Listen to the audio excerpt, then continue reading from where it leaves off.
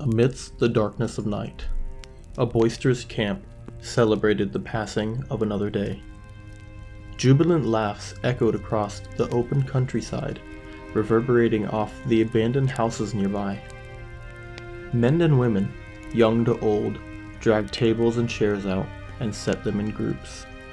A roaring fire in the middle of the camp projected a warm glow on everyone's faces. A sweat broke out on Sam's face as he watched the other soldiers. The people around him held nothing back in their booming voices as the flames licked the sky. The dirt and blood-covered grass blew noisily in the wind. Sam picked at his nails in order to curb the pit in his stomach. At this rate, things will be disastrous. None of us will see another day.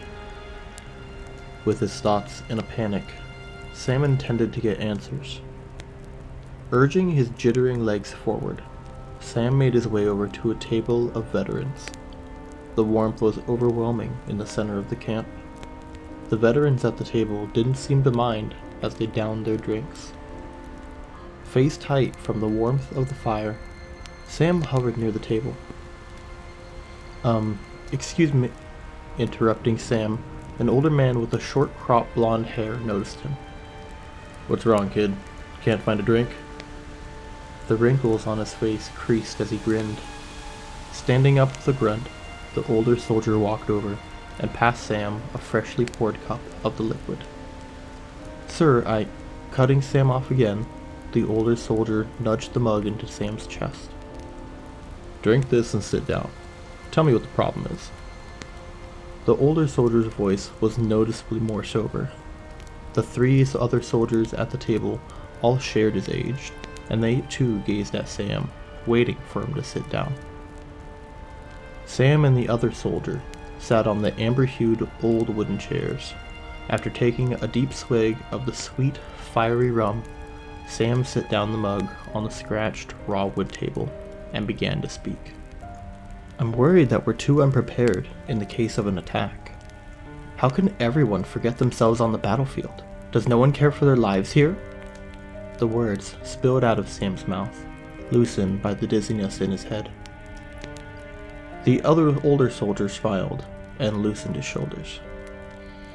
"I'm just another nameless man with a sword, but I've been stationed in this war for 12 years now. You aren't the first new soldier to question why we act the way we do. But let me ask you, how do you feel about dying?" The smile on the soldier's face melted into a stone-cold expression. A bit shaken, Sam thought for a moment. "I don't want to die. My life hasn't amounted to much yet. I had plans, but no one can refuse the call of the military." Sam laughed nervously. "Exactly. There's no getting out of the military service once you're called. It's the same for all of us." The soldier spoke as he gestured to the other veterans at the table. "It doesn't end there. We could never go back. We've been abandoned by our country and forced to fight another in a fruitless battle over territory." His words became quieter as he spoke. "We all try to forget that our lives have been forfeited, both us and our enemies.